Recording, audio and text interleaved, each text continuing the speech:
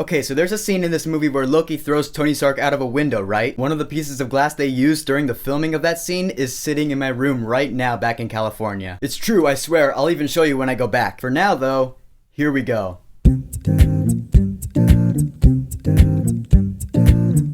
The Avengers. So The Avengers is the 6th movie in what has now become the Marvel Cinematic Universe. All the movies we had leading up to it, we had Iron Man, we had the Incredible Hulk, we had Thor, we had Captain America. Now they're all going to be in the same movie together and they're going to save the world. Of course, in order to need these superheroes to come together, it has to be a day unlike any other where a threat appears that no single hero can defeat. Enter the movie's villain, Loki. Loki pops onto the scene, he takes control over a couple of people, he takes the Tesseract, which is being studied by scientists at S.H.I.E.L.D., and now using the Tesseract and an army of aliens called the Chitauri, he's going to take over the world. And so Nick Fury is like, okay, it's time to get all these heroes together. Now, The Avengers is my favorite superhero movie of all time, and therefore one of my favorite movies of all time. This is hands down the perfect superhero movie in every way, shape, and form. One of the reasons I say that is because, in the words of writer and director Joss Whedon, these superheroes don't belong in the same movie. I mean, once these heroes all meet each other, you might think they're gonna be like, oh yeah, we're just gonna get along, we're gonna fight and save the world, and it's all gonna be good. No, that's not how it would go in reality. These characters have opposing views, they conflict, they have arguments with each other, and that's just real, and not only is it real, it's beautiful, man. That's what Joss Whedon does really well. He's really good with characters. That's why he was the perfect pick to direct this movie. And yeah, all the characters are really well represented. Bruce Banner was recast before it was Edward Norton, now we have Mark Ruffalo. And to me, he is a better Bruce Banner than Edward Norton was. He gives so much personality to the character, and this is the first time that he actually played not just Bruce Banner, but also the Hulk via motion capture. This is post-Avatar now, so now we can do motion capture in a lot of movies. So when you see the Hulk in this movie and you look at his face closely, you're like, yeah, that's still Mark Ruffalo. The Hulk is an extension of Bruce Banner. That's how it's always been. And it's just perfect. Now, one of the things that really drives this movie home is,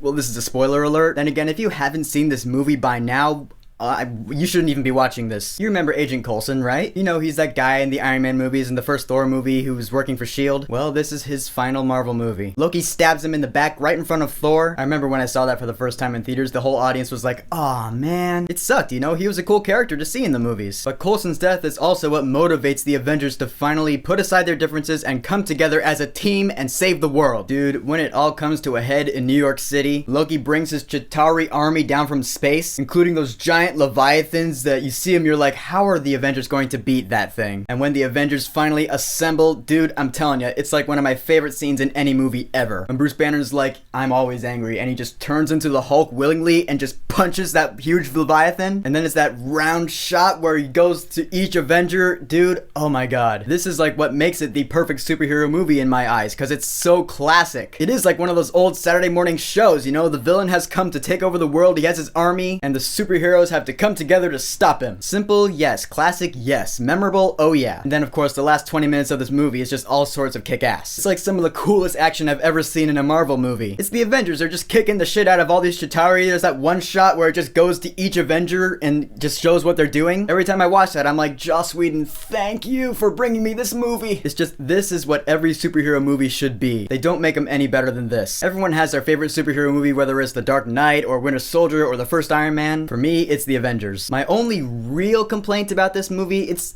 really just a nitpick, is Captain America's outfit. Yeah, it does look really cartoony. He's had much better outfits since then, though, and he's still a badass in this movie, so whatever. And of course, you can't talk about the Avengers without talking about that mid-credits scene, because you see somewhere deep in space, you hear someone talking. To challenge them is to court death. And then you see someone, he stands up, he turns around, you're like, it's Thanos! He's been keeping track of the Avengers and the Infinity Stones, and who knows what his plan is and what he's gonna do. And before I forget, this movie's soundtrack is awesome. Again, the music was composed actually by Alan Silvestri. He did the first Captain America movie. Everyone knows the Avengers theme right now. It's all like, da da da da da da da da. It's classic, it's heroic, it's awesome. And God knows it opened up the Marvel Cinematic Universe, because right after that, they started doing TV shows, and the rest is history. The Avengers, man, I'm telling you, great characters, great action, great writing, great everything. It's a 10 out of 10, A+, damn perfect movie. So The Avengers, I know you've seen it, so what is your favorite scene in the movie? Whatever it is, go ahead and leave a comment. And